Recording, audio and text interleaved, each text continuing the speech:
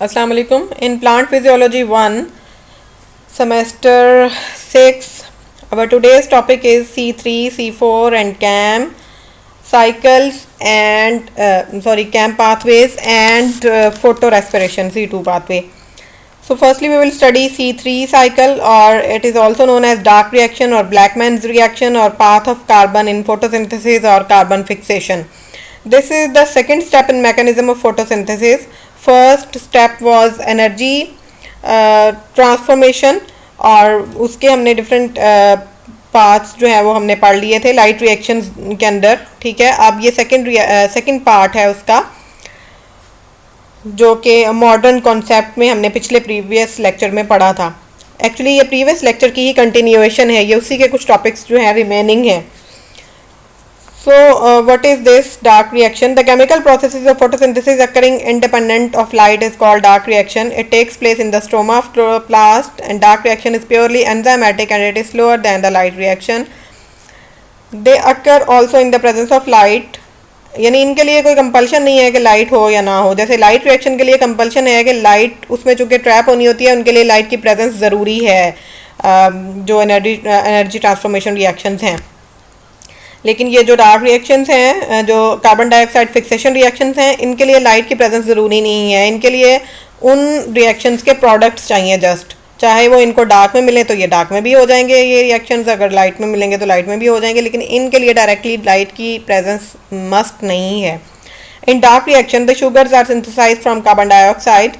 The energy for carbon dioxide is fixed to energy-rich carbohydrates using the energy-rich compound ATP and assimilatory power NADPH2 of light reaction. यानी ये दो products जो हैं ये light reactions के या energy transformation reactions के, वो चाहिए इस साइकिल में कार्बन डाइऑक्साइड को एनर्जी रिच कंपाउंड कार्बोहाइड्रेट में कन्वर्ट करने के लिए. इन एनर्जी रिच कंपाउंड की एनर्जी जो है वो कार्बोहाइड्रेट में स्टोर करने के लिए.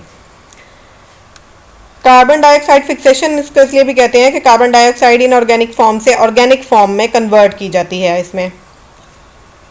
The process is called carbon fixation और carbon assimilation. Since Blackman demonstrated the existence of dark reaction, so the reaction is also called as Blackman's reaction. In dark reaction two types of cyclic reactions occur, Calvin cycle और C3 cycle and hatch-slack pathway और C4 cycle. कुछ plants हैं उनमें सिर्फ C3 cycle होता है, और कुछ प्लांट्स ऐसे हैं जिसमें C4 साइकिल होता है. ये जो है थोड़ा हार्श या ज़्यादा टेम्परेचर वाले एरियाज़ में भी अच्छा सर्वाइव कर जाते हैं, और C4 के साथ साथ इनमें C3 भी होता है. So firstly we will study Calvin cycle or C3 cycle or carbon dioxide fixation reactions or dark reactions or Blackman's reaction, whatever you say. It is a cyclic reaction occurring in the dark phase of photosynthesis. In this reaction, carbon dioxide is converted into sugars, and hence it is a process of carbon fixation. The Calvin cycle was observed by Melvin Calvin in chlorella, unicellular green algae. Calvin was awarded Nobel Prize for his work in 1961. Since the first stable compound in Calvin cycle is a 3-carbon compound, 3-phosphoglyceric acid, so the cycle is also called as C3 cycle.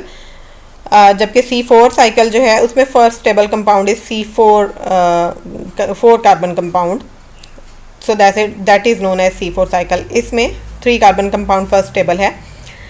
3 carbon compound जो stable है इसमें 3-फॉस्फोग्लिसरिक acid, उससे पहले 6 carbon compound बनता है जो highly unstable होता है और वो फॉरन कन्वर्ट हो जाता है इसमें, तो इसलिए फर्स्ट स्टेबल कंपाउंड को इसमें कंसिडर किया गया.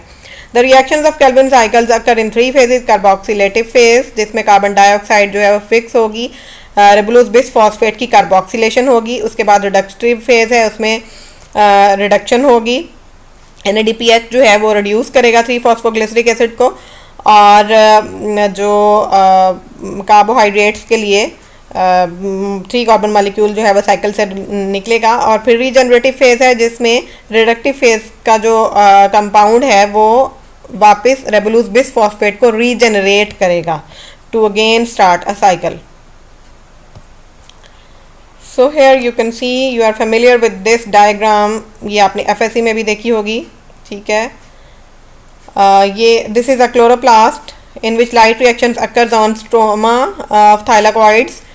ऑन ग्रेना ऑफ थाइलाकॉइड्स, ठीक है। थाइलाकॉइड्स में ये लाइट रिएक्शंस होते हैं in the presence of light, और वाटर जो है स्प्लिट होता है, ऑक्सीजन रिलीज होती है, और इसके जो प्रोडक्ट्स हैं लाइट रिएक्शन के ATP and NADPH, they are used in Calvin cycle.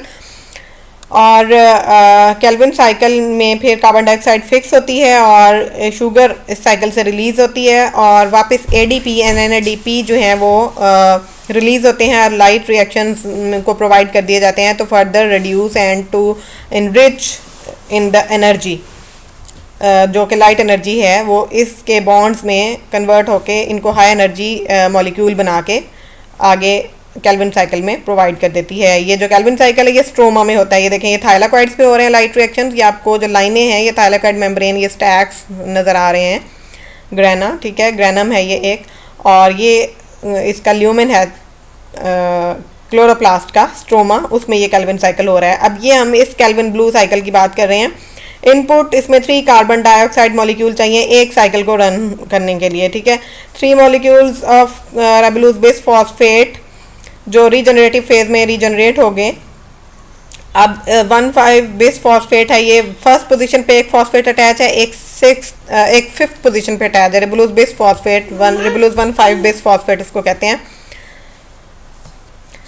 This molecule fixes carbon dioxide, 3 molecules of RuBP और 3 मॉलिक्यूल्स जो हैं वो कार्बन डाइऑक्साइड के आएंगे। रिबिस्को इज द एंजाइम जिसकी प्रेजेंस में ये कन्वर्ट होगा हाईली अनस्टेबल 6 कार्बन कंपाउंड में। ये जो एरो लगा हुआ है ये शो कर रहा है कि यहाँ पे कुछ और रिएक्शन भी अकर हुए हैं जो यहाँ पे लिखे नहीं हुए, ठीक है।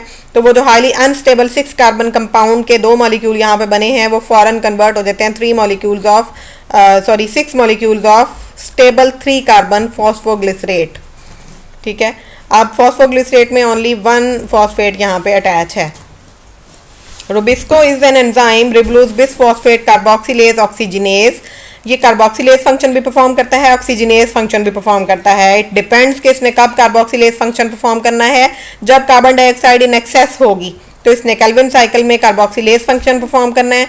जब कार्बन डाइऑक्साइड की क्वांटिटी कम होती है और ऑक्सीजन की क्वांटिटी अगर ज़्यादा हो तो फिर ये अपना ऑक्सीजनेज फंक्शन परफॉर्म करता है, लाइक इन C2 साइकिल और फोटो रेस्पिरेशन, उस वक्त ये इसका ऑक्सीजनेज फंक्शन परफॉर्म हो रहा होता है। So here in carbon fixation this is assimilation phase और first phase carbon fixation phase. Carbon fix हो गई इन 3 कार्बन कंपाउंड फॉस्फोग्लिसरेट, इसके 6 मॉलिक्यूल्स बन गए।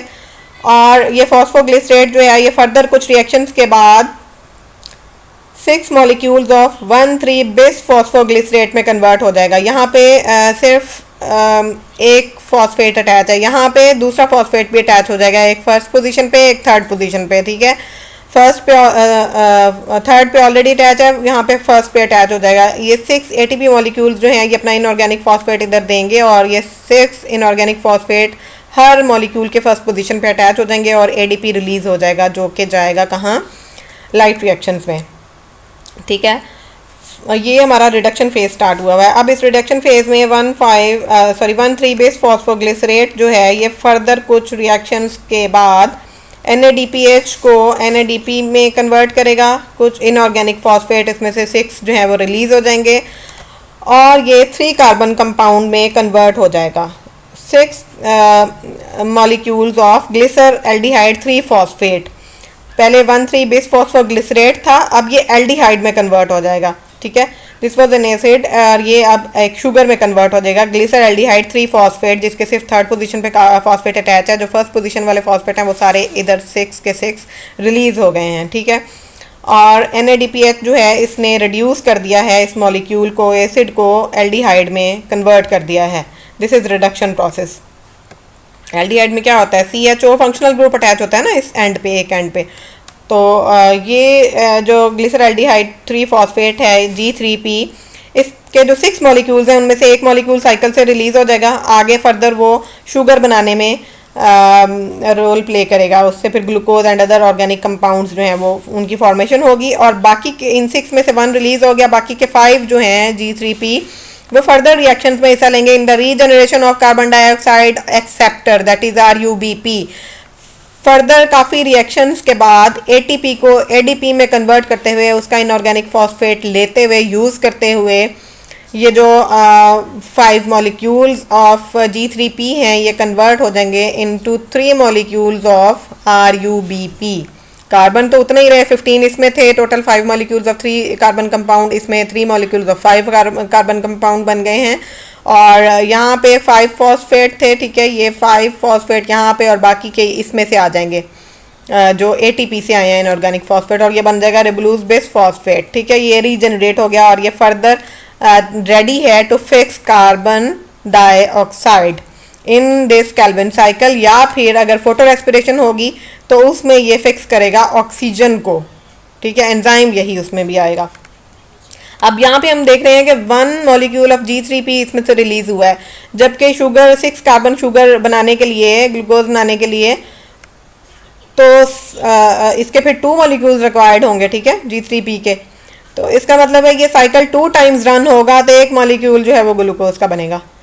तो उसमें फिर टोटल हमारे पास 6 कार्बन डाइऑक्साइड, एक साइकिल के लिए 3 कार्बन डाइऑक्साइड चाहिए, तो 2 साइकिल के लिए 6 कार्बन डाइऑक्साइड जो है वो हमें चाहिए होंगे।